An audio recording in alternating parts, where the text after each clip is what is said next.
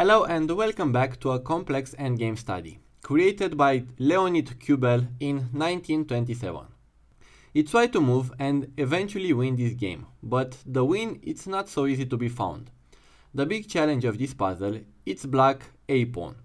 He is 3 squares away from promotion, and it really seems impossible to stop it. So, how are we gonna stop that pawn? Moving our bishop doesn't seem right, because he would be one move late. Even if you sacrifice the b pawn, bishop e7 will not be able to catch that pawn.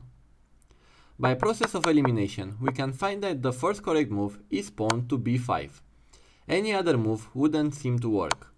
Pawn c3 for example, black would capture, and again, you won't have any way of stopping this pawn. So, after pawn b5, black cannot move away, because now we are the one with an unstoppable promotion. And if you will move to c5, we can see that now he would be on this diagonal, and we will be in time to stop the pawn, because of the check, and black is forced to move, allowing us to capture that pawn. So, black's best option is to capture the pawn, and we manage to activate our king. And now, both pawns are 3 squares away from promotion. In this position, black has some option. He can push his pawn, he can take our pawn, and he has another brilliant move, which I will show you later in this video.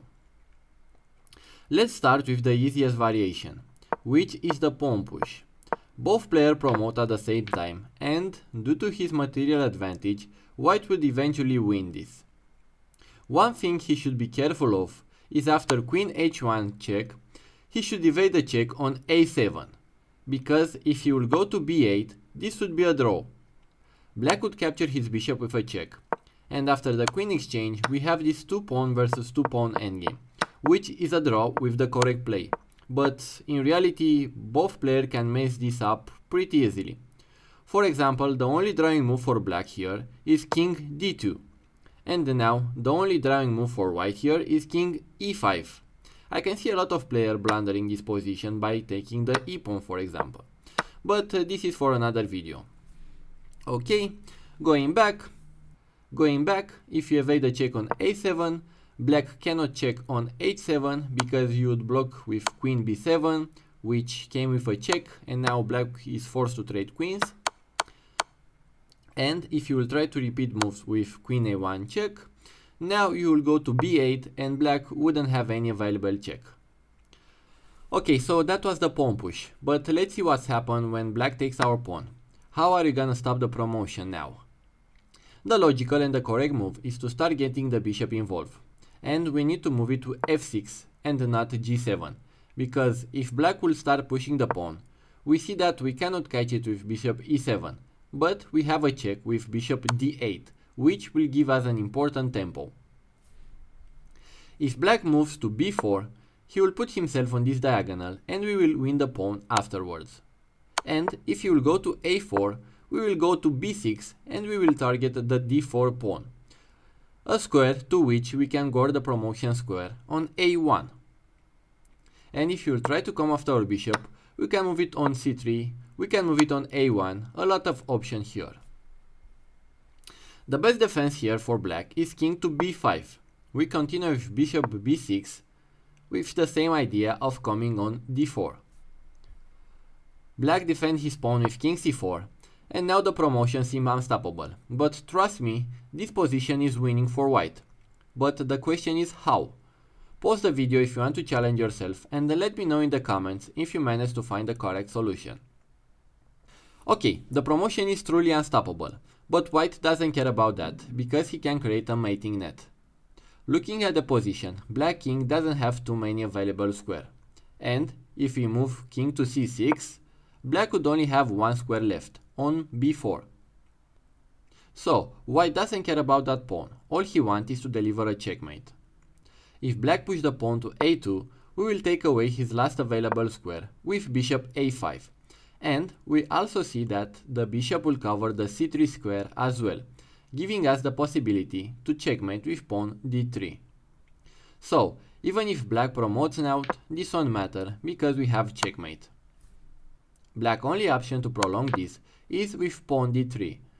We will take that pawn with a check, Black is forced to move his king, and we will play bishop to c3, covering the promotion square and finally being able to stop black pawn. So, after bishop a5, there's no way for black to defend against this. Going all the way back, I said that black has a brilliant defense in this position, and that brilliant move is to play pawn d3 right away.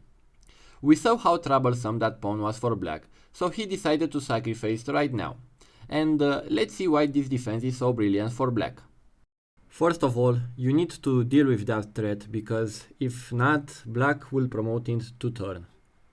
We have the same pawn race, and now the difference is that black doesn't have a pawn on d4, interfering with his queen, and without that pawn, he can constantly check us, making a draw by repetition.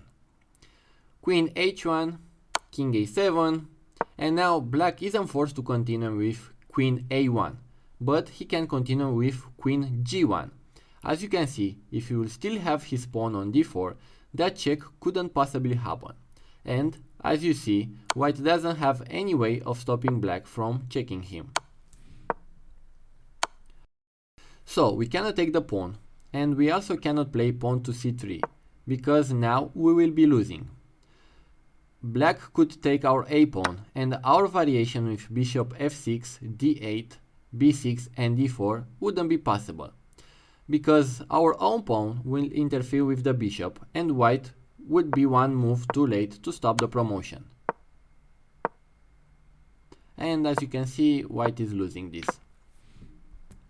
So, if black has managed to apparently save his game by sacrificing one of his pawn, white will regain the advantage by sacrificing one of his pawn as well.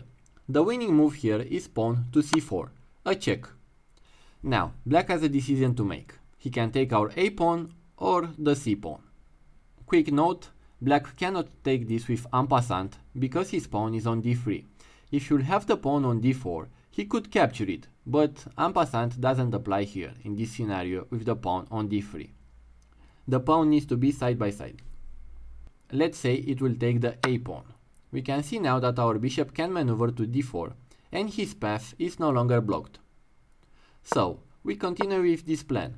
Bishop d8 check, b5 is blocked by our c pawn, so if he will move to b4, he would place himself on the same diagonal of his pawn, and we can skewer him with bishop e7.